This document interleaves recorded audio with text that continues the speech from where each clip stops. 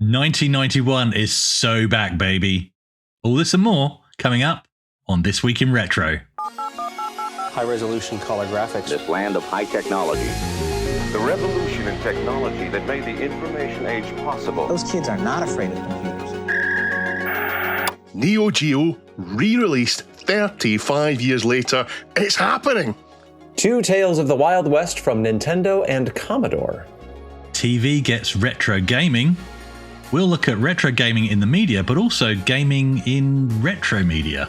And pinball bans along with Chucky Egg news coming up on this week's show for the week of Saturday, the 25th of April, 2026. Up-to-date news for out-of-date tech. Hello and welcome to This Week in Retro. All of us are frozen in carbonite. But we're here with Andrew Borman from the Strong Museum of Play, which we've spoken about on recent episodes. Andrew, thank you so much for joining me. I remain Jason. My colleagues frozen in carbonite are Dave and Chris. Thank you so much for being here with us on This Week in Retro. Thank you for having me. I'm excited to be here. Yeah, the museum does so much good work in advocating for games and gaming and putting them in a healthy light as opposed to the normal media obsession with diminishing them and treating them like a dirty secret. I think it's really important to have some sort of positive message going into this. I can be negative. We can spend the next 5 hours talking about all the things that I think are wrong with the world of video games and preservation and all that stuff. But where's the fun in that? Play is supposed to be fun, and I think that's a real key piece to what we do here. Yeah, I don't think that particular message gets out enough. That it's fun, it's a positive thing. Exactly. And it's not to say that we won't talk about the negative things. You know, our job, so for those that don't know the Strong, our mission is to explore the ways that play, so we're not a video game museum, encourages learning, creativity, and discovery, and how it illuminates our cultural history. So we are a history museum, despite the fact that, you know, we win many awards for being the best children's museum, but we're actually a history museum. 400,000 square feet. We're huge. So if we're doing our job, we do preserve the negatives that are out there, but there's a difference between preserving it and celebrating it. And I think we would rather celebrate the fun things and, you know, what makes all of this worthwhile doing in the first place, while also providing the resources to do anything else you want to look at. That's really cool. Yeah, I like that. So, Andrew, your title is Director of Digital Preservation. I think all of us here on the show are sort of amateur directors of digital preservation in that we tell people how we think it ought to be. But what does a professional director of digital preservation do specifically? Well, I started off like many of you did, just kind of doing it on my own. So I created a YouTube channel back, 2005, 2006. That one's since been banned, but that's a different story for a different day. But it is thinking wholesale about, I focus a lot on the video game side of things here, but thinking about how can we make sure that these things survive, not just today, but 100 years from now? What does that look like? What do we need to do to go beyond the game? So when we're talking about video games, yeah, of course, we have a collection of like 80 or 90,000 video games and video game related artifacts. That's great. But then we also have material from the people who made the games, right? Archival materials, source code, development builds, design documentation, memos, whatever it is that's created in the process of making games, selling games, writing about games, all of that. Then we're looking at it through that lens of play, which I think is a different avenue. The people that come here and do research. So yes, we're a museum. We're huge. We're open almost every day of the year. We had almost 700,000 guests in 2024, a bit less last year because of ongoing politics. But we have that side of things. But then we also have a research library where you can come and look at anything that's basically not out on display. But we're looking at it through the lens of play, which is different than, looking at it through the lens of video games or science or whatever that may be. And then we're also, thinking about it, wholesale about, the player perspective as well of what does it mean to play games? How does doing a podcast differ than doing a live stream of, a playthrough versus playing, when I was 8 years old at home? But as we're doing that, you think about all the different things in there that you have to preserve to tell the story, whether it's with massively multiplayer games. Yeah, you're going to have the games, you're going to have, the design documentation. But then, it's like kind of preserving a game of football or baseball. Even if you preserve all that stuff, have you really preserved the story of World of Warcraft or whatever your favorite MMO is if you haven't considered the player perspective? So there's all these things that come into play. And so for me, that means digitizing material, making sure it's replicated in safe ways, having forms of providing access both internally and sometimes externally. Again, making sure that all the stuff survives. Being in the museum world is really kind of a selfless act. If I do my job right, hopefully nobody knows who I am in 100 years. That's fine. I'm okay with that because I've preserved other people's work. And it's a challenge. A lot of this stuff isn't widely documented. As great as the hobbyist community is, I use many of the same tools that all of you use. Things like the applesauce floppy disk controller, cryofluxes, all sorts of CD drives, the Plex stores, and all that. Then you go into the next level of weird tape formats, weird formats that companies were designing on the fly, things that were used for, maybe 6 months that nobody bothered to talk about. But here it is. It's the one copy of whatever it is that's out there. How do you access it? How do you then, figure out I've been looking a lot at 3D models lately, specifically for the game Free Space that Volition made. And it's like, how do you recreate all the cutscenes that they made from the original assets using 3D Studio Max 1? Almost unheard of, so it's a really difficult process, but it's fun. And basically the big difference is I get paid for it. I have resources. And as you start to think about preservation too, sustainability is key. We're fortunate that, even with all the things going on in the government, we're going to be here tomorrow. We're going to be here 30 years from now. And I think that's really important as you look at organizations around the world and people doing it. Again, not to discount the hobbyists. I was one of them. But how do we keep them involved? How do we get them paid to do this work? I think that's really going to be important going forward. Well, as far as making sure that you're not forgotten, let's make a note, Duncan, around episode 5600 or so. Let's make sure that This Week in Retro does a retrospective on the first time that Andrew joined us on the show. Exactly. Had better get stuck into today's stories. We've got a lot to cover today. Huge, big, massive news this week. Unexpected news as well. Play On, the people behind the Atari 2600 Plus, have gone in big with possibly the top console of all time, or at least the most expensive to own. The Neo-Geo, released in 1990 in the arcade and in 1991 at home for US and Europe. This console was designed from the ground up to be two things: a full power arcade machine and an arcade machine at home without compromises. Now, there are other arcade and home crossovers, but there's usually a compromise. Usually one is kind of trying to be something it's not, but this is very much the arcade experience in your home. Expensive, though. In the UK, for example, in 1991, it was £400, now £1,000 after inflation. And the games which were £200 back in the 90s, would now be £450 each. £450 each. And I want to underline something so it's clear. Owning this console meant you had arcade games, arcade perfect, using the same arcade electronics. It was popular in the arcade. The games were very popular. I remember in Kavos on holiday, very hungover, very, very hungover, huddled over playing Puzzle Bobble to try and distract myself from the pain and the sunlight until the night came and I could get stuck into another fishbowl full of cocktails. Well, Capcom had their Street Fighter 2, Shin Nehome, Kikaku, that's obviously pronounced wrong, or SNK, let's call him SNK, I can pronounce that correctly, had King of Fighters.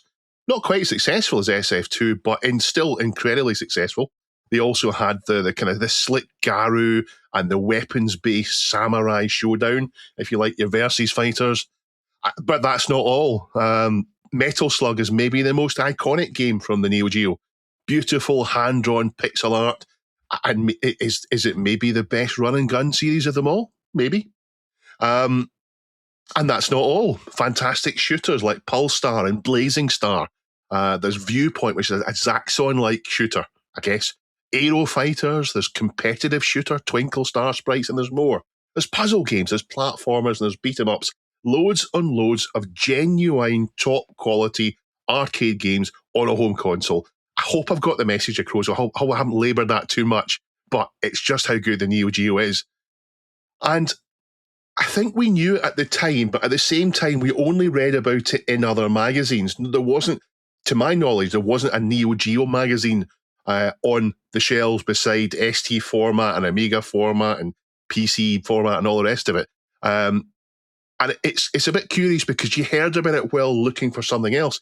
What did you guys know about the Neo-Geo back in the 90s? This was the console that was literally marketed as being better than sex. And you can imagine how you got there, because the marketing agency is sitting down and saying, it costs how much? And they know full well, what Nintendo and Sega products cost. Like, well, we're going to have to tell people that it's real, real good. And somebody says, what if we tell them it's better than sex? And like, worth a shot, Andrew.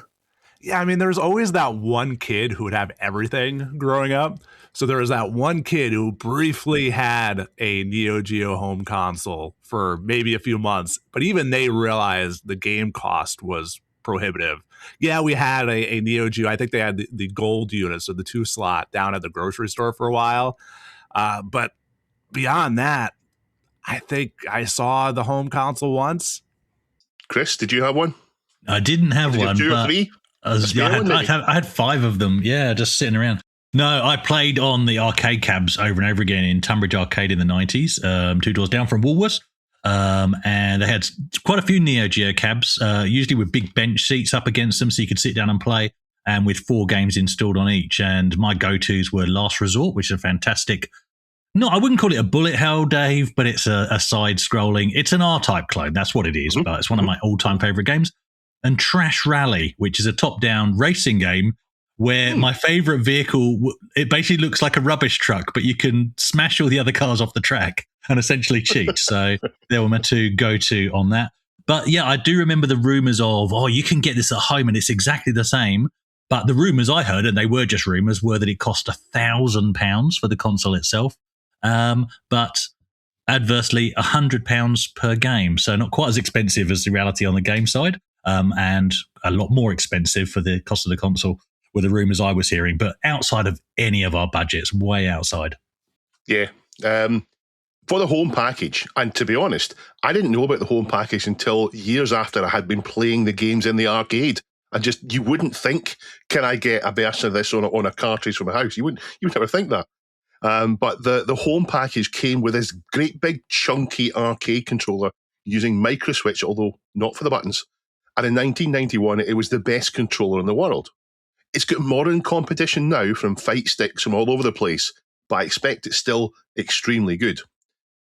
PlayOn's version of the arcade stick is wired and wireless, both using the original 15-bit connector. So the 15 pins, it's basically an extended Atari one. And they say it's a 1-to-1 replica. It's USB-C chargeable.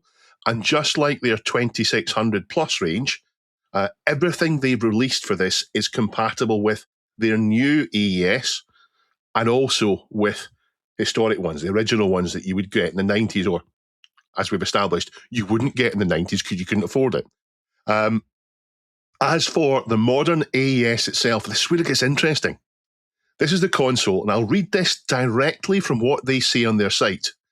Gameplay on the Neo Geo AES Plus is not achieved through emulation. Instead, the console is powered by its legacy ASIC chips, re-engineered by modern standards to accurately replicate the original machine's hardware and software.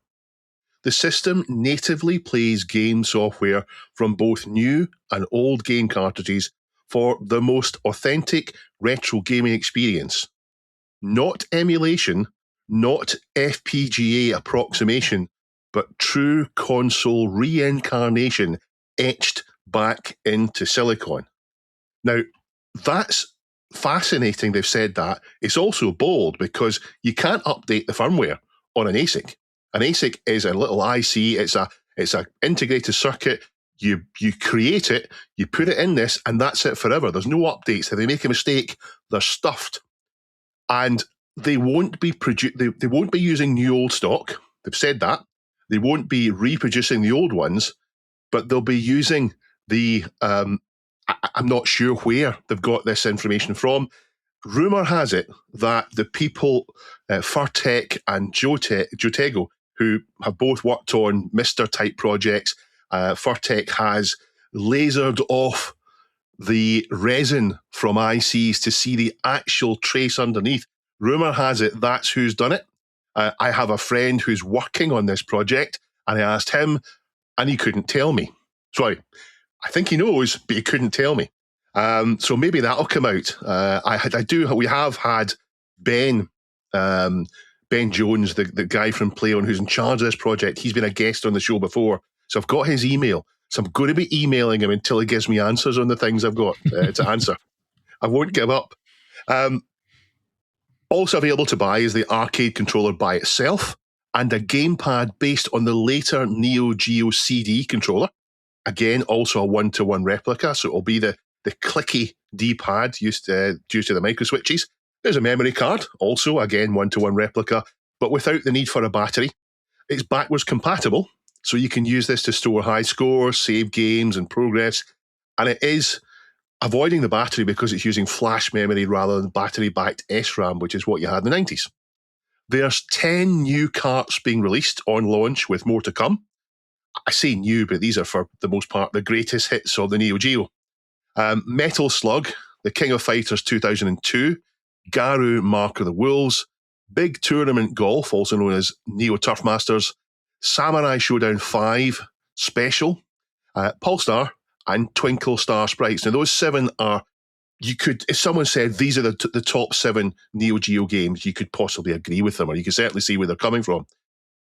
But the next three are more interesting. They're the shock, and I've used that word on purpose. The next 3 were never released for the AES. These were the MBS, that's the arcade version, exclusive. Shock Troopers, Strikers 1945 Plus, and Prehistoric Isle 2. So this is interesting that they're releasing cartridges of games that were never released for the Neo Geo. So if you have an original Neo Geo in your collection and you collect cartridges for it, this is your opportunity to get a release for the AES of a cartridge that you never could before. Now, on to price. And I think you'll be expecting to hear that it's not necessarily cheap. Remember I said the original was £400 in pounds and £200 for the games. Roughly coming to £1,000 and £450 each now. It's never been cheap to own, and it's always held its value somewhat over the years.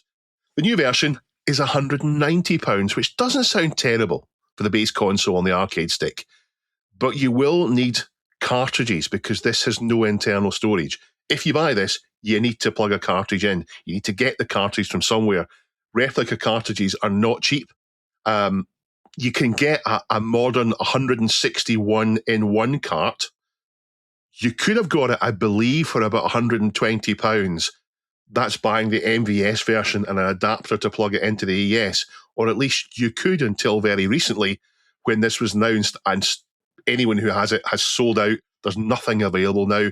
Presumably they'll be back by the November release of the console, but this 161 in one isn't an SD card thing. You can't add your own games to it. It's preloaded with 161 images of all the games that were thought to exist. There is a fusion converter adapter, and I noticed that improvements and more to come before November 2026. So this is the adapter that was €60. It's sold out to convert the arcade version into the home version. I suspect people will develop multi-carts for this that take flash storage because all of a sudden thousands of people will have an Neo-Geo they didn't before. There's an ice white version called the Anniversary Edition, which is £270 and includes the console, the arcade stick, Metal Slug in white, and I think that's the only way to get Metal Slug in white, the cartridge, and the memory card. So I think the £270 one gives you what you would want to buy. I'm sure anyone buying this would want Metal Slug, and they would want the memory card as well. And finally, the Ultimate Edition, which is £800, includes 2 arcade sticks, the gamepad, the memory card, all 10 carts and a rack for them. This version, in fact, all the versions of the arcade stick have wireless dongle for your Neo Geo, so you can play it wirelessly. Presumably that's because anyone who sticks it in the living room under the big telly. The living room will be sitting quite a bit far back, and also a wired cable so you can use it wired. There is HDMI out, but they've also kept the original AV, so you can still get RGB to a CRT, or you can use composite if you're in America, or even RF if you don't like yourself. A friend of mine who has now only been able to tell me that he's been working in this. So, Hoffman, hello Hoffman. He's been working in this for 4 months and has been sworn to secrecy until now. What's he done? Well, I can exclusively reveal, I don't think anyone else has been told this, so a twerk exclusive, he's brought the most important place in the world to the Neo-Geo. He's brought Scotland to the Neo-Geo. Neo Turf Masters originally only had 4 courses, and the Hoff has seamlessly integrated the 5th course, previously only available on a Neo-Geo CD release, into the cart. So there you go, a twerk exclusive. Hopefully more to come as I pester Hoffman and I pester Ben from PlayOn until they finally give me something to tell you. Andrew? Yeah, I mean, I think it's just such an interesting process going in here of recreating these things. You know, from my perspective at a museum, obviously this creates something else we need to preserve, which we probably will in some way. But while we don't have anything, you know, specifically unique for Neo-Geo, unfortunately, I can't help but think about this huge collection of Atari material we have of chip plots and, you know, literally, you know, the not quite the tooling, but the chip plots, the drawings, the schematics for so much of Atari's hardware. My mind just goes wild in what we could do with that sort of material. We've been fortunate enough to work on a lot of software projects, particularly for like Digital Eclipse and limited run games.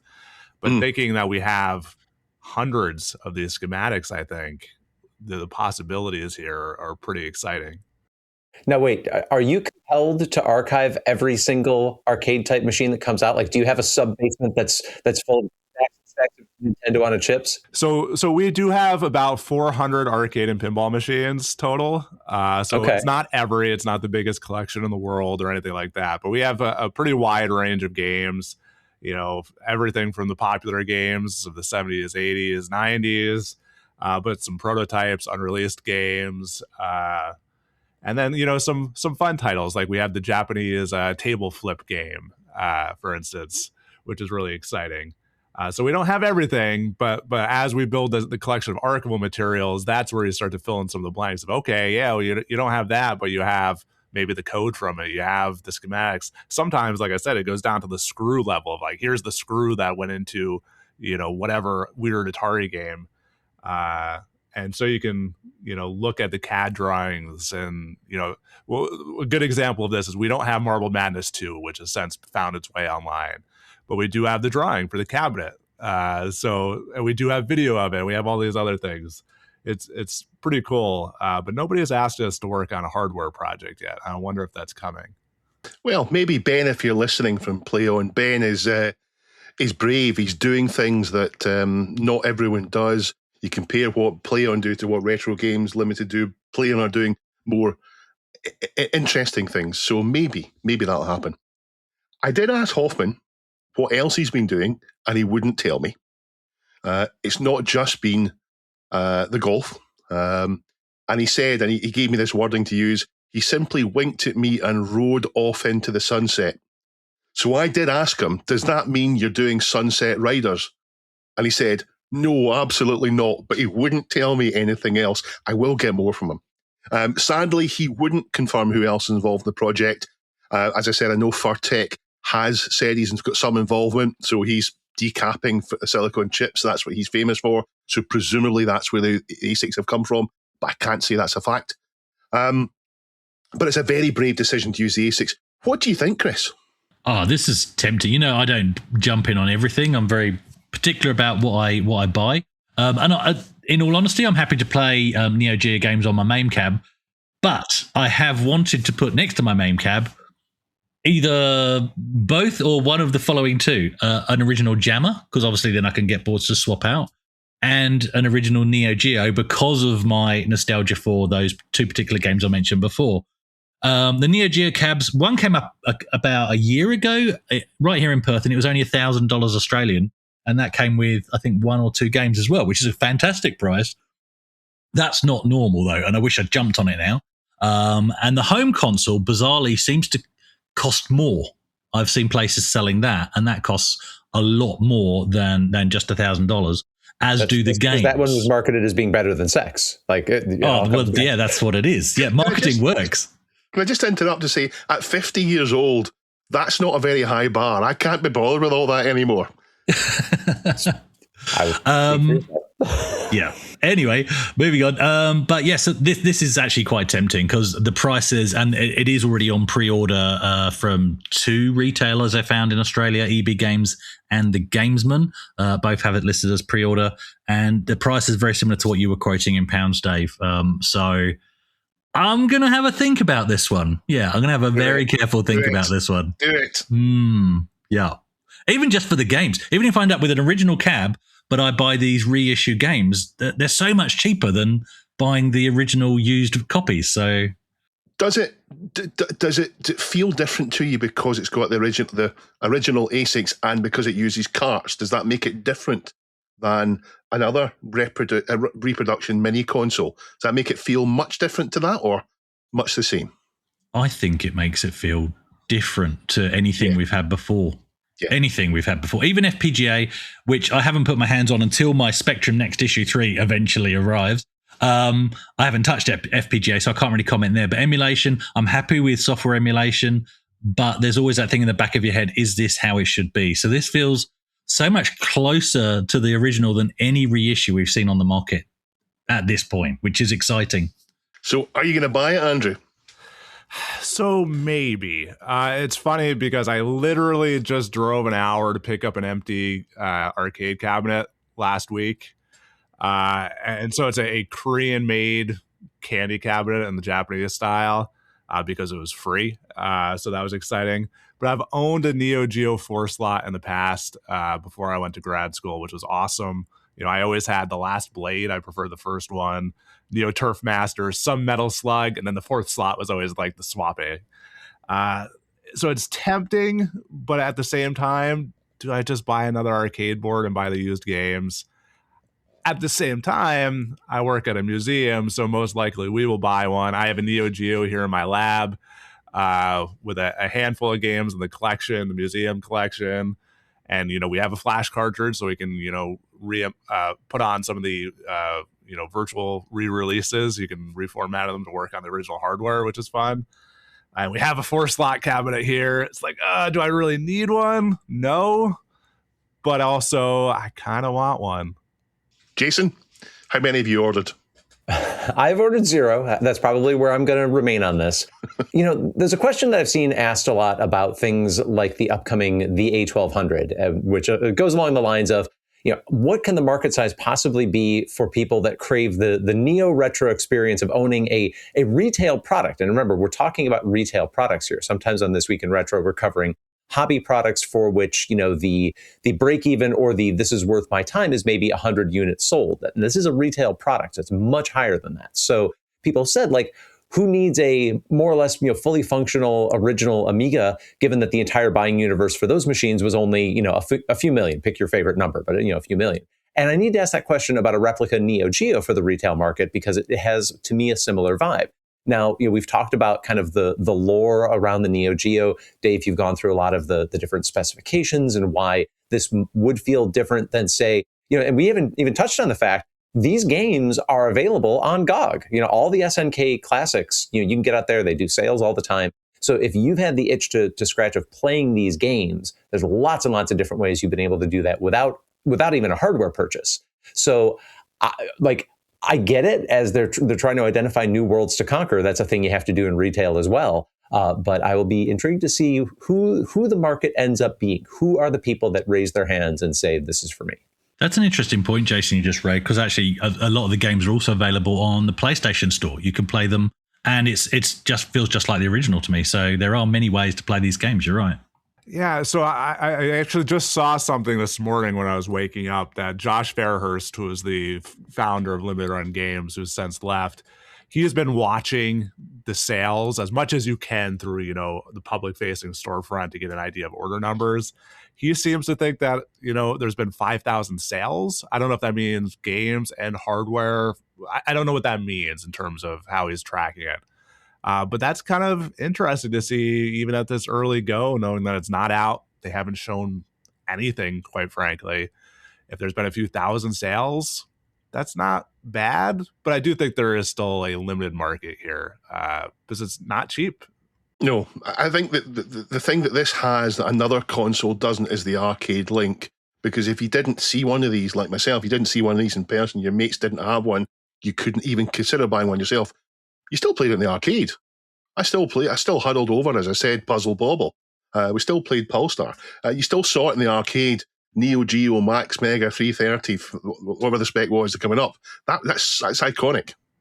It'll be interesting to see how the Neo-Geo, diehards out there view this in the end, because there's been so many, between the Neo-Geo Freak releases over the years, and then, there's bootleg releases now, how is that audience going to perceive it? I don't know the answer to that either, but it's, will they see these games being cheap and be like, okay, it's an opportunity for me to play? Will they see it as, oh, they're cheap, I'm going to buy them so I can set my originals aside to continue to play them? Because the prices of even the common AES games are really quite high right now.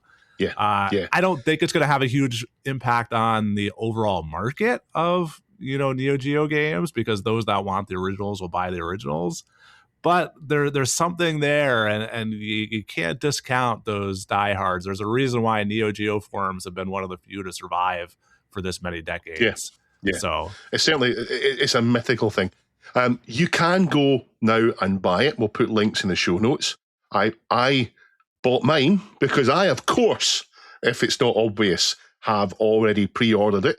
I didn't order the normal one. I didn't order the anniversary. I did go for the full deluxe, the full on absolutely one. Yeah, I did. I couldn't help myself. So I've done it. But if you want to do that there, and as I said, I promise that I can't promise that Hoffman and Ben will tell me information, but I can promise I'll nag them until they maybe get fed up and tell me stuff, and hopefully answer some questions. Like, it's not quite clear in the blurb whether the packs come with both the wired and wireless, or whether you need to buy that separate. I'm not quite sure, but I'll get answers on that. So, housekeeping, here we come with more Neo Geo info over the next 6 or 7 months. We are sponsored this week by PCBWay.com. Thank you very much for sponsoring us. PCBWay are a PCB fabrication place, but they also do more. They can 3D print. They can 3D print in metal, even in titanium, I believe. But also aluminium or steel. I'm going to get them to do some stuff for me soon, because I'm upgrading my NAS and I need an I/O plate and a fan shroud and all the rest of it. But what we like about PCBWay, and what Jason has been looking at, is their shared project lab. You can go and browse through what other people have created and get them to make it for you. What have you found this week, Jason? Yeah, it's kind of a combination social media and design bazaar. When they have a number of nominations for Project of the Week, people can get involved with those. Vote, you can collaborate on designs, or you can just order if you just want PCBWay to put it together for you and ship it out. Right now I'm looking at an ESP32 multifunction shield. This is an all-in-one Internet of Things and STEM prototyping board. It's got hookups for up to 2 DC motors, servo motor headers, an ultrasonic sensor header, built-in buzzer, LDR sensor, potentiometer, lots of different things for your ESP32 projects. And a couple things if you need to keep track of things. There's a DIY GSM GPS location tracker with Arduino. The project demonstrates how to build a simple and reliable location tracking system using an Arduino and a GSM module. The device retrieves GPS coordinates, sends them directly to your mobile phone via SMS. And another similar project, an Internet of Things IoT GPS tracker with Node MCU and Google Maps. This one's based on a Node MCU, which is an ESP 3266, and a GPS module to capture real-time location data and upload it to Google Maps via the internet. Lots of different projects in a whole variety of disciplines for you on PCBWay's shared project section. Thank you for sponsoring us, PCBWay. If you want to sponsor us, if you want to be sponsored in a future episode of This Week in Retro, write to us at TWIR, at thisweekinretro.com for details. So there were arcade amusements long before there were integrated circuits or cathode ray tubes. There were so-called electromechanical games were exchanging a brief spate of unique, entertaining gameplay for coins for decades before things like Pong and Computer Space came along. And many were what we'd recognize as pinball-type games, but others used things like photoelectric sensors and even film projectors to achieve the desired effect. And thanks to Apartment 5B for submitting this story, we have a look this week at a pre-video game Nintendo classic known as Wild Gunman.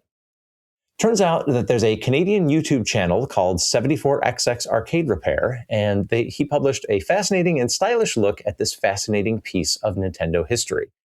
By the way, if you're sitting out there thinking that the X's in 74XX are pronounced 10, I don't want to hear about it, because they're not. OSX.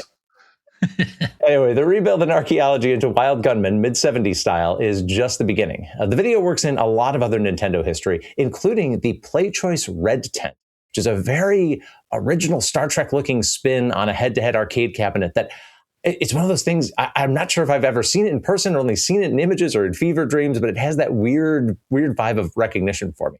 Anyway, PlayChoice, if you never ran into them, those were Nintendo Entertainment System / Famicom hardware adapted into coin-op cabinets, which for many of us were the first exposure or the most convenient exposure to NES titles before they got cheap enough to own and before cartridge rental became widespread and so forth. Dave? I can't let that go without pointing to the Neo-Geo and how that has similarities to the PlayChoice. Mm-hmm. And when I was bashing out my notes to the Neo-Geo, I was thinking about the PlayChoice and Nintendo and how it led to arcade games that, I hope no one's offended by this, that were rubbish compared to other arcade games because they were limited by the console, as opposed to the Neo-Geo, which had home console games which are fantastic, but ridiculously expensive because they were up to arcade quality. So for those of you listening who haven't played with a PlayChoice 10 cabinet and you're looking online, and you're like, I'm going to go out and buy one of those. The Red Tent, fine. Single screen, fine. Do not buy the dual screen PlayChoice 10 cabinet. I made that mistake once. I had to get it up, about just 5 or 6 stairs. No big deal. That cabinet was one of the heaviest things I've ever picked up. The one benefit to it is, in my opinion, that's the way to play Contra. You put in the PlayChoice 10 cabinet, ignore the fact that the arcade version ever existed. I don't like the arcade version. We'll play Contra on the PlayChoice 10, but don't buy the dual screen version. Back to Wild Gunman. It's a fondly remembered light gun, or in this case, it's actually an infrared gun game in which you attempt to shoot a filmed gunman after it's safe to draw, but before he gets the better of you.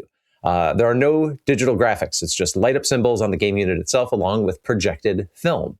That's right, no CRTs or vector displays here. The Wild Gunman system used 2 film loops running in parallel featuring 5 gunmen to fight. So on one reel, it has the results of a successful hit on your opponent, while the other side was a look at him getting you. So Nintendo adapts Wild Gunman to the Famicom and early NES with the characteristic simple graphics of those 1983 and 1984 releases, which I think Dave has just gone on the record on his feelings about, which is a far cry from the realistic film quality in the original. To my surprise, NES Wild Gunman has had a couple of re-releases, including one for Wii Virtual Console, which shows, if nothing else, the durability of the line and the fact that Nintendo clearly owns the rights entirely, can do whatever they want with it. But this electromechanical version is far less known because, things which are big arcade installations and rely on 50-year-old film spools are big and inconvenient and not necessarily durable, and that makes them tough to spot in the wild, let alone preserve in the first place. And the video gets into just what it took to be an operator who would own or lease one of these things, and gets into the fact that it had a $14,000 retail price in $1975 as they were introducing it to the U.S. market. That, adjusted for inflation, is an eye-watering $86,250 US in 2026. And it was set up for 50 cents per play, which translates to $3 per throw in today's dollars, which is a truly hefty exchange for your entertainment. 74XX Arcade Repair did not get his hands on one of the surviving Wild Gunman machines left in the world. Oh no. This was just started out by an online purchase of a number of the film elements used in the game. And when Nintendo was marketing it, they sold 5 different film loops so that you kind of vary up the game and maybe get your repeat visitors to want to take it on again. And through a combination of those film loops, service manuals, documentation, and contemporary accounts of the game, 74XX built a full-size recreation of a Wild Gunman cabinet, which all just runs today on an Arduino board and a modern projector and captures cleaned-up versions of the authentic 1970s film reels. The creator promises enhancements coming up, including randomness, aim-based scoring, so for more accurate hits, presumably, and some other surprises. So this is a project that isn't wrapped up just yet. Take a look at the 20-minute video. It's a really impressive full re-implementation of what, for its day, was a charmingly clever game. Have you guys spent much time with these, gallery shooters or other electromechanical games generally? Regular pinball, that's a pretty low bar to clear, but anything else? Yeah, there was it's gone now, but where I live in Hamilton, there was a huge area that the fair used to come every summer, and they would set up, and because of my age, when I was a wee guy, there weren't as many arcade machines. They were more expensive, so they had this legacy of all these games they got in the 50s, 60s, 70s, 80s kept working. So you had all the games like the Derby, where you had the horses going along. You had the shooting games and so on, and you had the crossover things weren't quite electromechanical. They were. I don't specifically remember this. Probably too rich for them to do. But I remember lots of electromechanical games. Pinball, of course, electromechanical versions of pinball. But these things, they were fun. But as soon as we got more arcade machines, I knew where I was wanting to be. Similar to Dave, really. Only once I remember playing an electromechanical game. I saw that Derby racing game everywhere, Dave. I don't know why, but quite a few arcades seem to have that. Hear it everywhere in the arcade. But no, Pier Hastings is on the south coast of the UK, and right at the end of the pier for a while, it was almost like a historical artifact. They had just a collection of electromechanical games. I remember playing this driving game. I didn't realise that's what it was at the time when I put my 10p in. But yeah, just basically it was black and white, and it was sort of just a revolving, I worked out it's clearly just a revolving drum behind the screen that's going on, and I'm using the steering wheel, really nice raised concave steering wheel, racing car style, but it's just moving this sort of plastic thing across the front, and I can tell, behind the scenes it's just hitting pegs if I don't move it at the right point in time, and very, very simple game. Yeah, it's quite fun. Should be no surprise that we have quite a few electromechanical games. But what's really interesting about them is that they really reflect culture of the time, just like a lot of arcade games. So, coming out of World War II, the idea of, war games, really not unpopular at the time. We have a game called Atomic Bomber where you're dropping bombs on targets. And, you look through a viewfinder and you're hitting the button, and then you start to realize, well, this doesn't look like a military target. This looks more like schools, churches, civilian targets. So, but you're going back to that driving game example. That was huge. One of the earliest driving games in America was a game where you could drive across America. So that being a novel concept with our interstate highway system, it's really interesting. And then you start to think too about all these shooting galleries and everything else that would come up in, the 70s, 60s, 70s with, Western movies. I mean, there's a reason why Wild Gunman's one of those games. Actually, one of my favorite games, though, is kind of on that edge, but it's actually from 1999. I don't know if you all have played this. It's called Quick and Crash by Namco. It's about being accurate. So shooting the target within, a split second, and you can get it down to like 7 seconds to get through the whole thing. Then a physical cup explodes at the end. I did a slow-mo video of it at one point. Go look it up. But like, these games still endure, and they endured for a long time. And the idea of using film in arcade games also wasn't unique. Actually, so Nutting Associates, who made Computer Space, one of the first kind of, video game, arcade game, they made games prior to that. One of them was Computer Quiz, which used film to do trivia questions. So every slide was a different question. We went through the whole process of digitizing that and restoring that and actually printing new film to go back into it. And like, it's interesting to think through Wild Gunman, because I know one of the concerns is longevity, but it wasn't a unique idea either. I'm just thinking, maybe we should point out, I mean, you had the 60s, like Sega's, you had, was it Gunfight? Sega's one, where it wasn't like this at all. It was an electromechanical game, and it was just a board, and you had guns on the side of it. and then you had Mad Dog McCree. And this game is right in the middle of those two. This is Mad Dog McCree 0.1. I was trying to remember the name of that game. Yeah, Mad Dog McCree. Yeah. Because that sounds like this. Yeah. So just to clarify, Jason. So with this game, Wild Gunman, was there a physical gun, like a replica gun that you had to pick up and you shot? You mean you had to use your hands? You strapped on a holster. Yes, you had to use your hands. That sounds like a baby's toy. Sorry, that's a Back to the Future reference. Come on. Because Wild Gunman, Back to the Future 2. I know it was a different version, but we had to get that in. Sorry. Well done. The other thing to keep in mind, too, is that Nintendo would keep playing with this sort of technology. Duck Hunt started as a toy that you project on the wall. So there's a lot of Nintendo history in here when you start to think about it wholesale, that yes, it's basically an FMV game, but, it would influence everything that would come after it, too. So Nintendo did their take on the Wild West, 50 some years ago. But speaking of the Wild West and impressive full-size replicas of complex classic designs, Sheppo71 submitted a story which is generating a lot of discussion out there. As reported on Tom's Hardware and other outlets, the new Commodore, which is behind the Commodore 64 Ultimate, has said that it plans in the seemingly near future to block unofficial firmware updates for that machine. And by firmware updates, we specifically mean new FPGA cores. The exact language from the blog post on Commodore.net attributed to Mark Bilodeau reads, quote, "The mechanism we're implementing will prevent non-Commodore FPGA-level firmware builds from being installed on the Commodore 64 Ultimate. We're still considering alternative approaches and evaluating which path best balances user freedom with user protection, and we welcome your input on that," unquote. And the post explains that Commodore basically does not want to be in the business of fielding support or replacement claims from people who use unapproved firmware and brick their systems, and that in fact this has already started happening. Quote, "It's an engineering reality we need to get ahead of now, not after more units stops working," Bilodeau wrote. There has been a lot of angst over this. Some of it might even be from people who have actually bought Commodore 64 Ultimates. And I will say, this is not a hypothetical circumstance, apart from Bilodeau saying it's happened. Community-developed experimental firmware was a part of the original 1541 Ultimate ecosystem, although I will also say from personal experience that being chided for seeking support for such unofficial firmware was also part of that path, so you'd take your chances on that.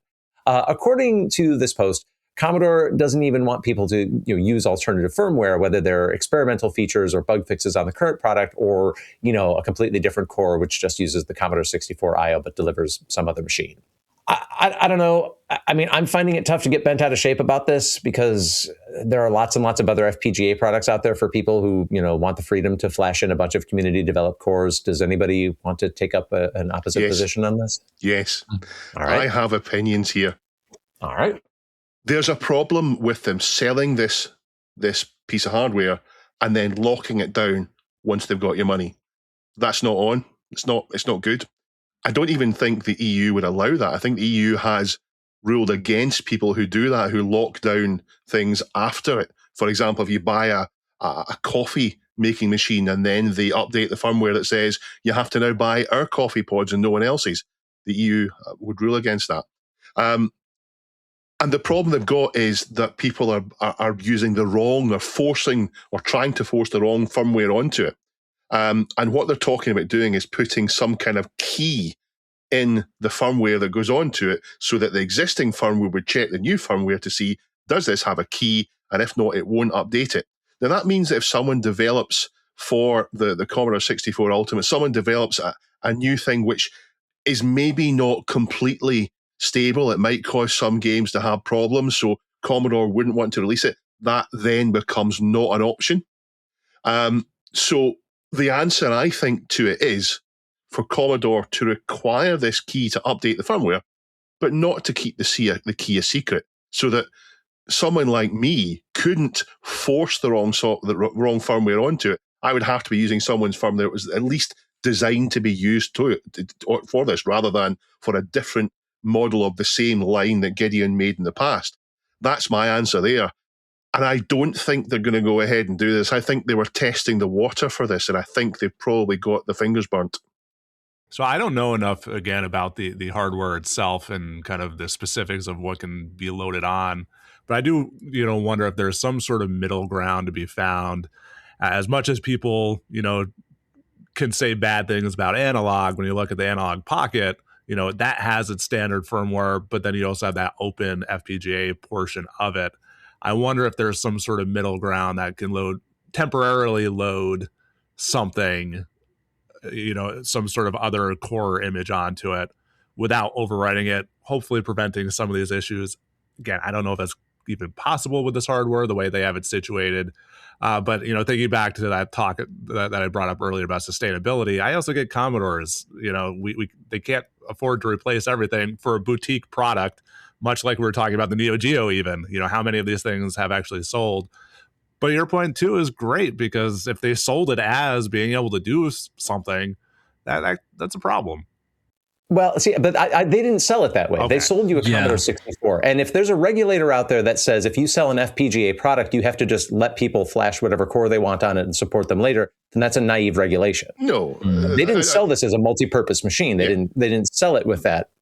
Whereas things like the Spectrum Next, they have been saying, hey, look, it's fun to put all these other cores on it. I don't recall New Commodore ever doing anything of the sort. Yeah. Two things Commodore could have done before they released this product is, one, is make sure there's a way to rescue it if you do flash the wrong firmware onto it. And I think other things have that function. But the second thing is, they're not being forced to support people who destroy or brick their Commodore 64 Ultimate by putting the wrong stuff on it. However, it's all very well saying they can just refuse to honour the warranty on it because it's been broken by the user. There's still costs involved in doing that, and there's still reputational damage. But the thing that I think got me the most about this is the press release that they did for it was presented as, we're going to save you, as if it's going to be a positive thing they're doing. And really, this is just protecting their bottom line and their technical support. I also get, too, from the community standpoint of Commodore 64 has survived because of the community for so many years. And a lot of that has been modding and tinkering and doing whatever they wanted for so many years. So it's hard to, sell yourself as a product for the same community and not offer some of that. But clearly, I think there is going to have to be some middle ground found here. Yeah, I'd imagine they're going out with the strongest possible statement, then to go back to what they perhaps want to go back to, the middle ground. I don't know. I like it when we have a contentious issue. I'm leaning more on Jason's side. I think this was clearly marketed as, this is a modern Commodore 64, and we've used FPGA to get around some of the issues of, certain components not being available, rather than something like the Mr. Multi-System, where the whole reason for owning it is you're going to tinker, you're going to upload different cores, you're going to make it do whatever you can and try and make it do things that other people haven't made it do. Two completely different products, in my view. So, yeah. An important point to say is, this is only the firmware for the FPGA. This isn't saying you can't put Jiffy DOS on it. This isn't saying you can't put a fast loader on. Yeah. There's a world of things you can still do, even when this, or if this is locked down. So let's not by what I've said, mislead people into saying that it's going to be an entirely locked down product. No, loads of freedom there. And the chances are, I would never do this anyway. I wouldn't want to put third-party stuff on it. I'd stick with the original. Yeah, firmware is kind of a broad blanket topic. And when it came up in the Neo-Geo, you had said, Dave, well, you can't change the firmware if it's an ASIC. There probably is going to be firmware, some sort of reprogrammable flash software sitting in that Neo-Geo. The hardware, the underlying hardware mechanics aren't changeable in an ASIC because it's burned in. Whereas, a product like the 64 Ultimate, essentially the entire business of the computer, is a field programmable gate array. So to your point, Andrew, there is no such thing as temporarily putting a core in there. You're reprogramming the gates, and that's what they're talking about is blocking it at the core level. And sometimes there are ways to get around a bricked machine like that usually involve, what they call a JTAG cable, making a very direct connection to the hardware and forcing in, rescue core. But that's a different thing. Yeah, Andrew. No, I think my point is more like, if you've played with the analog pocket, it will always play the Game Boy games. It'll always play the cores that are built in, but you have this other part of it that you can use that actually is temporary. It doesn't save itself on reboot or anything else. It doesn't modify the underlying firmware of it all. And so maybe that's an option of it always has that fallback to Commodore 64 mode. And then if you want to load Atari 800 mode or whatever, it's a temporary thing. Right. The product wasn't designed that way. The product was designed to have one flash of it, of the FPGA there, whereas Mister will consistently be changing the FPGA over to a new core every time you do something, as will the Analog Pocket. This is designed to flash the core and have the core stay there. So, yeah, we're going to get comments. What jumped out to me the most about this announcement actually was a reference to the ongoing role of original Ultimate developer Gideon Schweitzer, who made statements around the time that this new machine was being announced. And to me, it seemed like he was positioning himself as heading into semi-retirement as far as the care and feeding of this product line was concerned. But the blog post put it this way, quote, Gideon is an important member of the Commodore team, serving as a systems architect and overseeing the ongoing development of the Commodore 64 Ultimate, including the update we just released, unquote. So that was interesting. Sounds less like semi-retirement to me and is interesting to know. So Nintendo's Wild West period was decades ago at the very dawn of personal computing, and the new Commodore is declaring its own end to Wild West policies around its FPGA-powered C64 reissue. Soon we'll be telling kids about the days when a man could get a shave and a shot of whiskey for a dime, and lonesome strangers were always wandering into town with cutting-edge FPGA cores, and the local sheriff was ultimately powerless to prevent him. Y'all take care now, you hear?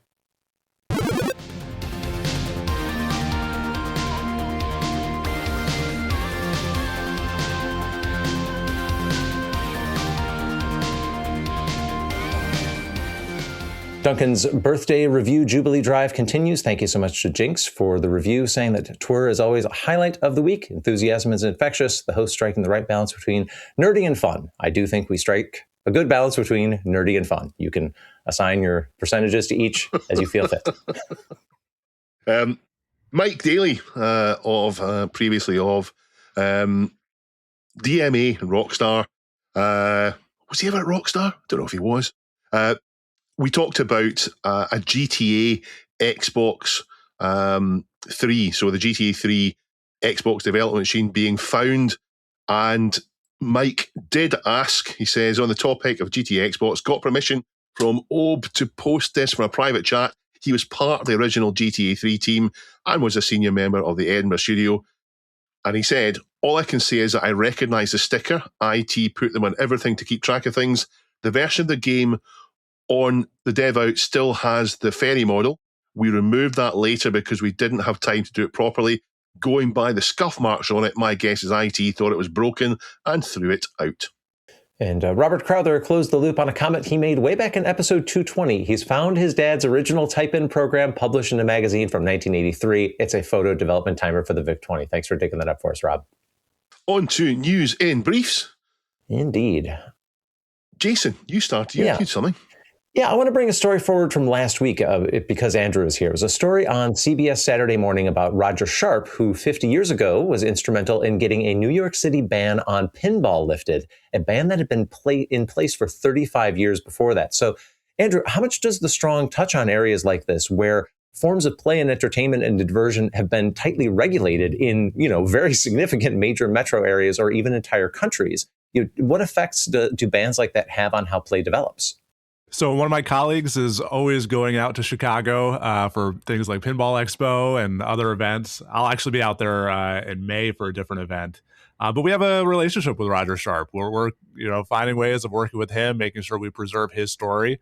It's a story that's not unique to pinball. It's not unique to video games. You could think about the comic code for comic books over the years, rock and roll music, whatever it is. This isn't the first time. So I think it's really important to preserve the stories of all these. They're things that maybe there's not going to be a whole lot of artifacts about. Theoretically, you could maybe find the pinball machine that was used. You could find news stories, but you really have to talk to people. And, that's really what it's about, is talking to people. But thinking about bans in, countries like China or Russia, we could talk about all the things that they didn't have. We've been, again, fortunate enough to host a number of different Chinese video game museums as they're getting off the ground. They come and look at our work. But they have such interesting stories. There was a post going around for some, I think it was Taiwanese or Chinese role-playing games from the 90s for DOS, and they're incredible. So as much as we can talk about ban being about, keeping certain things away, there's also all these opportunities that come out, especially in these other countries. How do you define a bootleg game? Well, it wasn't really bootleg for China or, on the Dendy in Russia or whatever it was. That's just video games. So I think preserving these stories, whatever artifacts that exist, is really important. Are we always the right people to do it? No, because there's so much that happens in China that I just simply don't know about. There's no English resources out of it. One of my team members is fluent in Japanese and has, picked up Chinese along the way as well, but there's so much more. So how can we support others doing that work? And I think that's really important. Yeah, it does touch on there's a key difference between the UK and the US in terms to arcades, because of how the gambling bans were different. In the UK, you're allowed to do lots and lots of gambling machines that you couldn't do in the US. So it ended up that video games ended up coming into those arcades, which is why when you look at pictures of arcades from the UK in the 80s and 90s, they look quite different than the US. But let's not go into that today. Pajako tells us the Internet Archive has now got 758 PC Gamer demo discs you can access online. These are, I believe, both discs and discs, in other words, floppies and CDs. And there won't just be demos. They did get the odd full-price game on there. So if you need to kill a few years, then you can do that. Microsoft are removing the 32 gig limit on FAT32 petitions. Handy for us because we typically use FAT32 for most formats for our flash storage on retro devices like Mister. Thanks, Dr. Local. And well-known Viking Raggers Ragnarsson doesn't just have a eye-catching username, also put up a plea to remember Sun Microsystems on the subreddit, reddit.com/r/thisweekinretro. We don't talk too much about Sun here, so if you want to get involved in some of the memory sharing there, maybe we'll see if some news items come out there for future coverage. A Metro interview with the creator of Chucky Egg, Nigel Alderton, is linked by 42 Nobody 42. It's a classic ZX Spectrum game, but I always think of it on the BBC Micro because that's when I played it first, and it feels such a BBC Micro game, even though I'm wrong. Christoph Wideyu links us to a Kotaku article about Moonchild, a 90s Amiga prototype game which never made it to production. And finally, it turns out that the chainsaw that you see in Doom was modeled from a real-world chainsaw, and it was one that one of the developers owned. Tom Hall still has it. It's much smaller than you would think, and apparently it leaks oil. Old age gets to us all. If you want to submit a story for us to peruse or talk about, or for other people to read, or if you want to upvote and downvote the stories for us to cover next week or any week afterwards, go to our subreddit, which is, Chris? reddit.com/r/thisweekinretro. I have two stories to discuss, with the tenuous link being they're about the media. First, as shared with us by It's Me Thyroid, is a 2-minute news item by Channel 9 in Australia about retro gaming, nostalgia, and mental health. They pack a lot into a tiny time slot we could possibly learn from them, including console gaming, beige PC gaming, and dial-up modems, and a YouTuber collector, Bo Leaney in Brisbane. Bo also goes by the name of @retro.gamer.guy on Instagram and other socials, and he seems to go by @N4SA on YouTube. Most of the article is set in Bo's collection, sporting lots of consoles and a wonderful PC setup, beige of course. And they show footage of him hunting retro games in EB game shops and collecting a CRT from a Verge collection. That's where people just put stuff on the side of the road and hope somebody else takes it away, or the council does. So that's where he's picking up his CRTs from. But they also feature short snippets from an online interview with Professor Nick Bowman from Syracuse University. And this is part of the segment where they suggest that retro gaming and nostalgia are good for mental health. Professor Bowman even echoes some of my own thoughts about how it's not even necessarily the game or the console, but it's the memories of your cousins or your friends or the Christmas surrounding the first time you played that particular game and the important linked emotions that those bring up. And this is as close to a time machine as we actually have. And this is something I've wanted to discuss for a while, chaps. Retro gaming and nostalgia, and Does it help with mental health, and is it all good? Jason, what do you think? I've been thinking, because we talk a lot about nostalgia, and I'm going to uncork this quote. And this is from noted comedian, humorist, the host of the first podcast I was ever on, the Judge John Hodgman podcast. It's John Hodgman, who you may remember as the PC from the, I'm a Mac and buy a PC. Normally, I consider nostalgia to be a toxic impulse. It is the twinned, yearning delusion that A, the past was better, it wasn't, and B, it can be recaptured, it can't. That at best leads to bad art, movie versions of old TV shows, and sad dads watching Fox News. At worst, it leads to revisionist extremist politics, fundamentalist terrorism, and the victory in Appalachia in particular of a, and this goes on for a while into American references that aren't as relevant here. But there is an element, and we've talked about this a little bit, that if you dwell too much in nostalgia, if you're rooted too much in the past, it is toxic. It can stunt personal growth and development. So, can indulging in it be good and healthy? Yes, because doing things that you like, it's overall better to feel good than to feel bad. But there is a need to grow and change and accept that some things in the world that change. So to be so completely immersed in it, I do think can ultimately be poor for one's health. So 2 quick points. One, my wife jokes that I need a bumper sticker that says "will break for CRTs," because I literally just did it again last week. Yes. It ended up being a whole thing. The shadow mask ended up being damaged, but that's not the first time I've done that. Have you ever, before you move on from that, have you ever hit the brakes for a CRT only to find out it's a microwave? Probably, yes.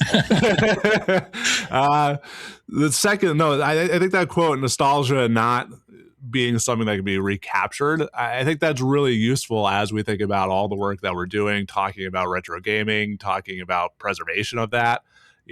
Again, that experiential thing of it's not the same, 30 years later, and that's okay.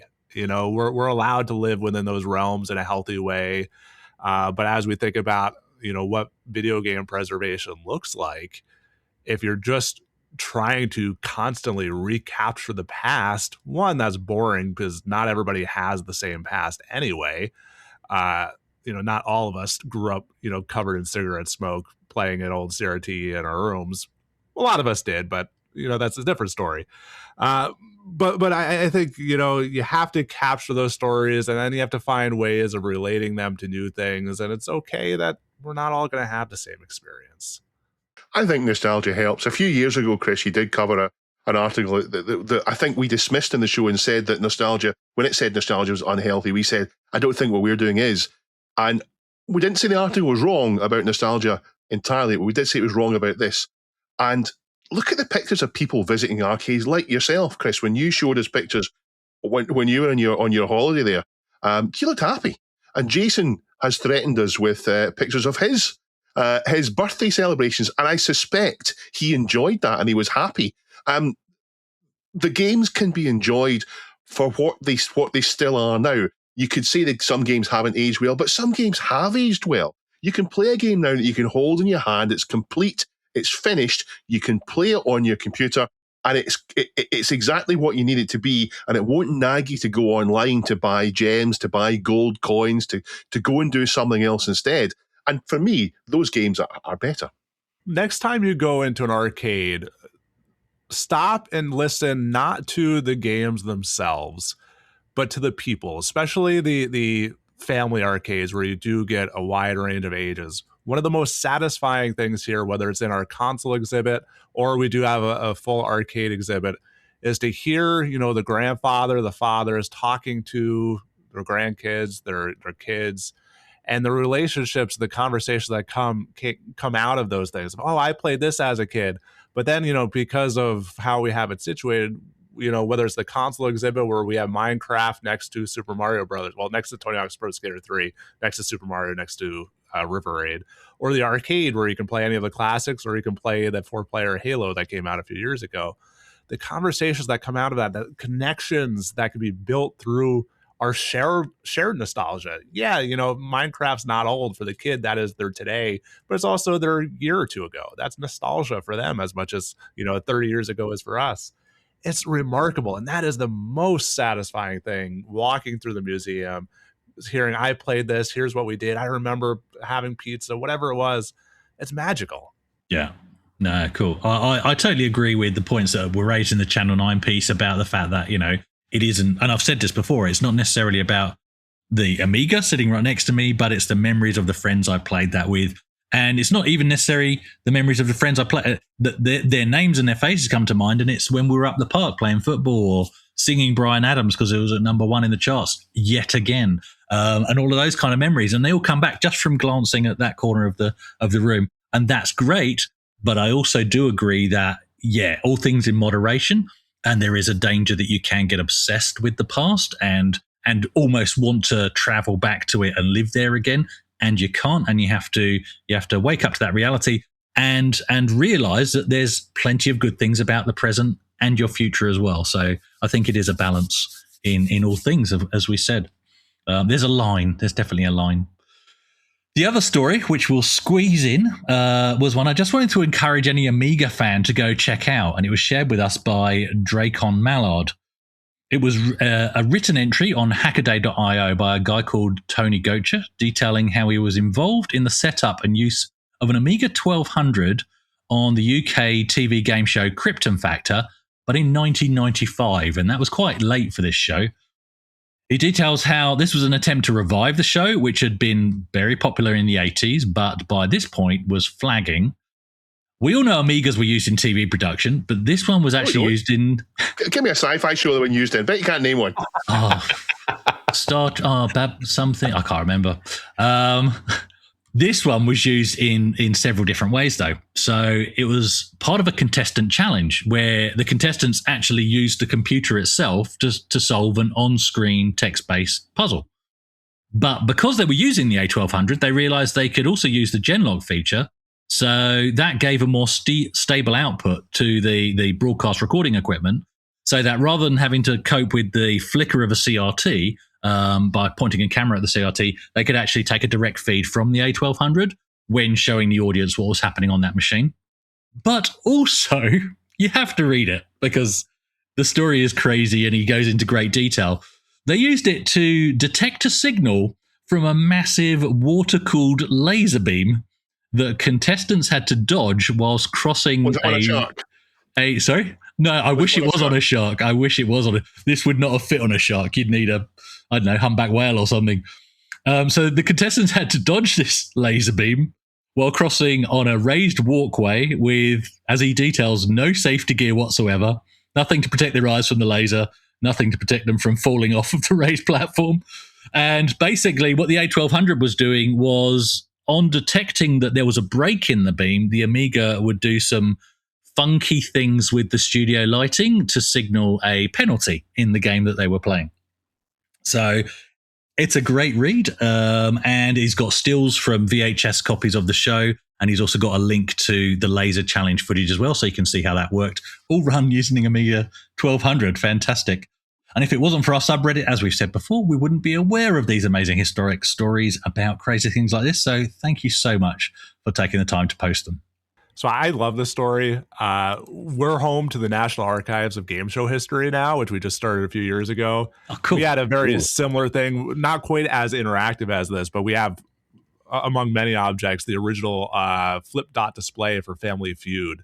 That was actually programmed using an Apple II back in the day, and we were able to get one of the original people in charge of that to come out, show us how it worked, and we've been able to re-implement it with, I think, a Raspberry Pi or similar hardware. So anytime this game show thing comes up, I just love it. So on now to the question of the week. And last week we asked you, now that PSX Splash makes it easier to develop for the Sony PlayStation in the Unity engine, what game or genre are you hoping will return to 1995's hottest console? Now, are we out of... We are. We are out of contest mode already. Yep. And the top answer is from Pajako6502, and he says it's got to be Portal 2. Great game to this day, and even my teenage son still plays it, and it came out when he was a baby. That makes me feel old. So maybe this will be my one chance to get him to pick up a PSX controller. Failing that, a demake of the What are you talking about, Paul?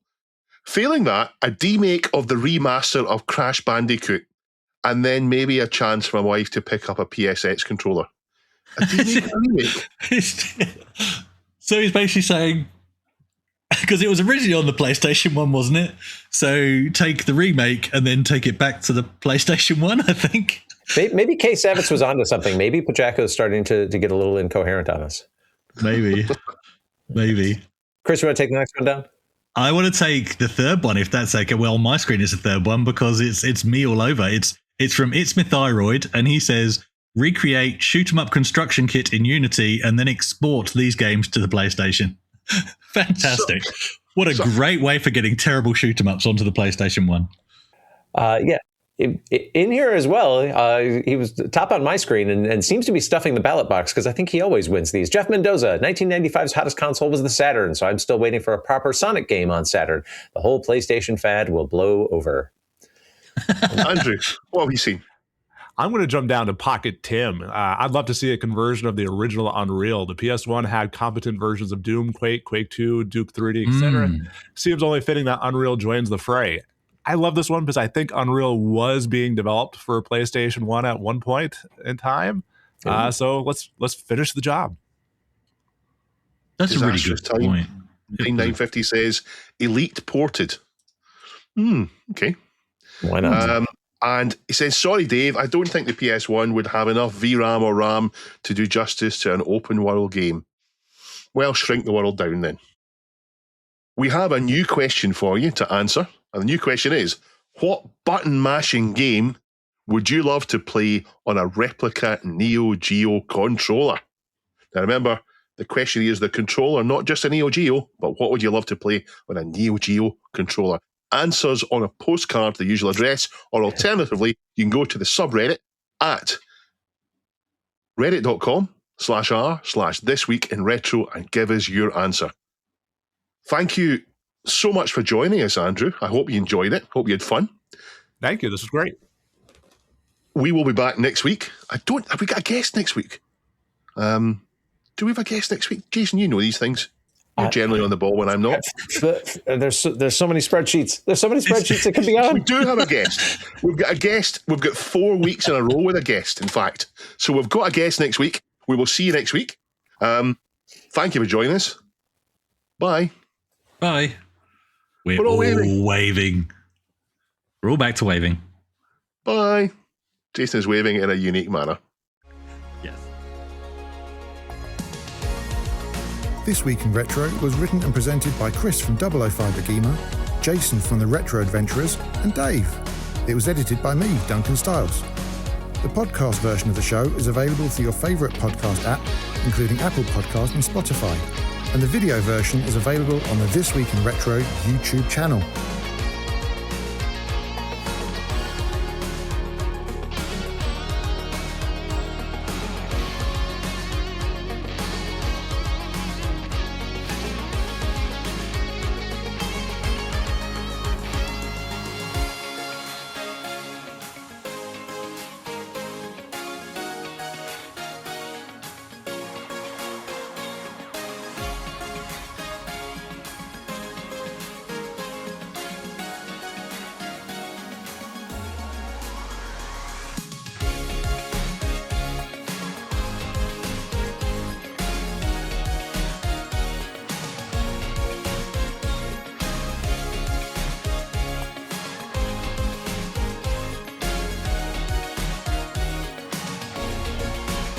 Join our community subreddit at r/thisweekinretro to suggest and vote on the stories we cover on the show. Please give us a like and subscribe to help us reach new viewers. If you enjoy our show and would like to support it, then please check out the link to our Patreon page in the show notes or description. Thank you for listening, and we'll see you next time for more up-to-date news for out-of-date tech.